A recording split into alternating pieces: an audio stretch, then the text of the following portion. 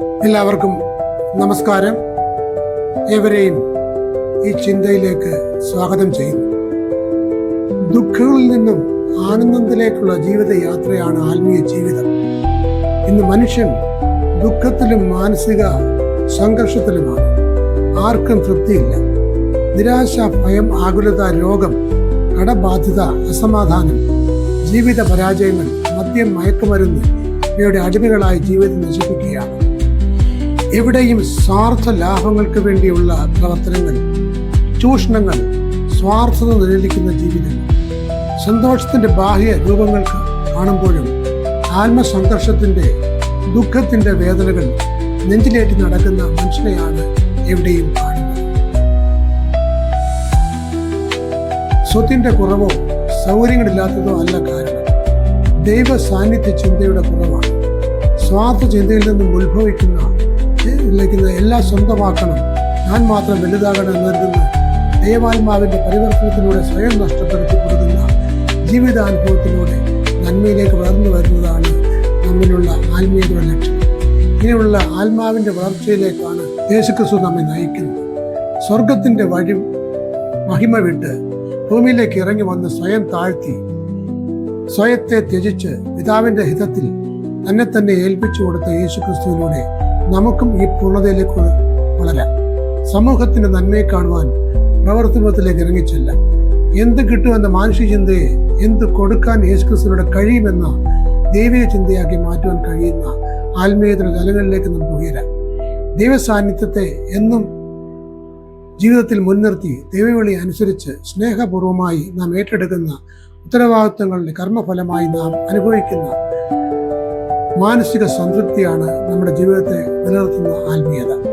അധികാരം, പണം, സ്ഥാനമാനങ്ങൾ എന്നിവ ആധുനിക ജീവിതത്തിൽ വിഗ്രഹങ്ങളായി മാറും.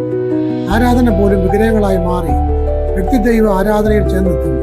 ഈ സാഹചര്യത്തിൽ യേശുക്രിസ്തുവിലുള്ള നമ്മുടെ വിശ്വാസത്താൽ ബലഹീനതകളെയും പ്രതികൂലങ്ങളെയും ദൈവവിളിയുടെ ശബ്ദം കേട്ട് ബലമാക്കി അനുകൂലമാക്കി തീർത്തെടുക്കുവാൻ നമുക്ക് കഴിയണം. കണ്ണടച്ച ഉത്തരവാദിത്വങ്ങളിൽ നിന്ന് ഒഴിഞ്ഞു മാറുന്ന ചുറ്റുപാടുകളിൽ യാഥാർത്ഥ്യം മനസ്സിലാക്കി വേണം ക്രിസ്ത്യാനി ജീവിക്കുക. ആൾബലമല്ല, ദൈവശക്തിക്ക് പ്രാധാന്യം നൽകിയുള്ള സമർപ്പണമാണ് മനുഷ്യന്റെ ആവശ്യം. ദൈവിക ദർശനത്തിലൂടെ സ്വയ സുരക്ഷിതത്വം മാത്രമല്ല, അവരുടെ സുരക്ഷിതത്വ രക്ഷയും കൂടിയാണ് വിശ്വാസികളിൽ നിന്ന് ഉണ്ടാകേണ്ടത്. മതവും സഭയെ ഒരു ആരാധനയായും ആഭരണമായി മാറാതെ ദൈവ നിയോഗത്തിന് പിന്നിലുള്ള വെല്ലുവിളികൾ ഏറ്റെടുത്ത് സഭയുടെ കർമ്മപാതയിലേക്ക് ഇറങ്ങിച്ചെന്ന് യേശുക്രിസ്തുവിനോടുള്ള രക്ഷാകര പദ്ധതിക്ക് ലോകത്തിന് അനുഭവമാക്കി നൽകുവാൻ വിളിക്കപ്പെട്ടവരാണ് നാം ഓരോരുത്തരും. പത്രോസ് പറയുന്നു, 1 പത്രോസ് 4:10, ഓരോരുത്തരും വരം ലഭിച്ചതുപോലെ വിവിധങ്ങളായ ദൈവകൃപയുടെ നല്ല ഗ്രഹവിചാരകന്മാരായി അതിനെക്കൊണ്ട് അന്യോന്യം ശുശ്രൂഷിപ്പിക്കും. ദൈവം തന്റെ ആത്മാവ് മുഖാന്തരം ശുശ്രൂഷകൾ ഓരോരുത്തരും വിധിച്ചു കൊടുക്കുന്നു. എന്ന് ഈ ആത്മാവിന്റെ പ്രകാശനം പൊതുവിന്റെ പ്രയോജനത്തിന് വേണ്ടി ഓരോരുത്തരും പ്രവർത്തിപ്പിക്കണമെന്ന് കൊരിന്ത്യർ 12:4 പൗലോസ് പ്രബോധിപ്പിക്കുന്നു.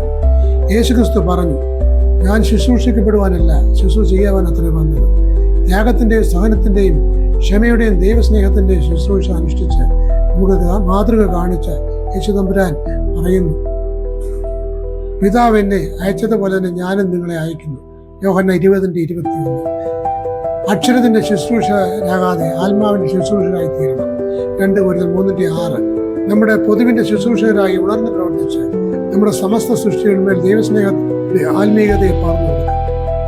ഒരിക്കൽ തന്നെ പരിചരിച്ച നേഴ്സിനെ പറ്റി ഒരു രോഗി പറഞ്ഞത്, അവൾ ഒരു കറുത്ത മാലാഖയായിരുന്നു എന്നാണ്.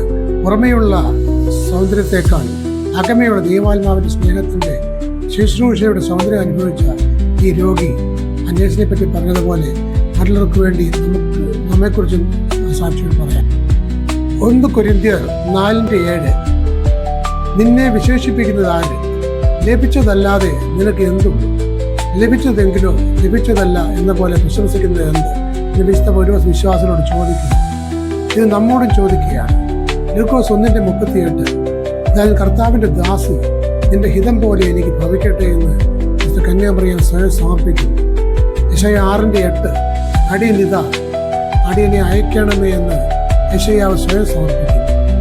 കർഷകനായ ഗിദെയോനെ തന്റെ സമർപ്പണത്തിലൂടെ യോദ്ധാവും ന്യായാധിപനുമാക്കിയ ദൈവശക്തി, ആട്ടിടനായ ദാവീദിനെ തന്റെ സമർപ്പണത്തിലൂടെ രാജാവാക്കിയ ദൈവസ്നേഹം, ദൈവവിളിയുടെ മാഹാത്മ്യം തിരിച്ചറിഞ്ഞ് അബ്രഹാമിനെ വിശ്വാസികളുടെ പിതാവാക്കിയ ദൈവമഹത്വം, ദൈവനിയോഗം തിരിച്ചറിഞ്ഞ മോശയുടെ ബലഹീനതകളിൽ ബലപ്പെടുത്തി മോശയെ ജനനായകനും പ്രവാചകനുമാക്കിയ ദൈവസാന്നിധ്യം, വിശ്വസികന്മാരെ വിവിധങ്ങളായ ശുശ്രൂഷകൾ ഫലയേൽപ്പിച്ച് അവരെ കൊണ്ട് അതൊക്കെയും നിവർത്തീകരിച്ച ദൈവത്തിന്റെ പുനരുത്ഥാന ശക്തിയും സാന്നിധ്യവും, നമ്മുടെ പിതാക്കന്മാരുടെ കൂടി ഇരുന്ന് അവരെ പരിപാലിച്ചു നടത്തിയ ദൈവിക പരിപാലനവും, നമ്മെ ഏൽപ്പിച്ച സ്ഥാനങ്ങളിൽ കുടുംബം, സഭ, സമൂഹം നമ്മുടെ കൂടെ ഇരുന്ന് നമ്മെ ശുശ്രൂഷ ചെയ്ത് യേശുക്രിസ്തുവിന്റെ നല്ല സാക്ഷ്യം പ്രാപിച്ച് ജീവിത വിജയം കണ്ടെത്താൻ നമുക്ക് സാധിക്കട്ടെ എന്ന് പ്രാർത്ഥിച്ചുകൊണ്ട് നിർത്തുന്നു. നന്ദി, നമസ്കാരം.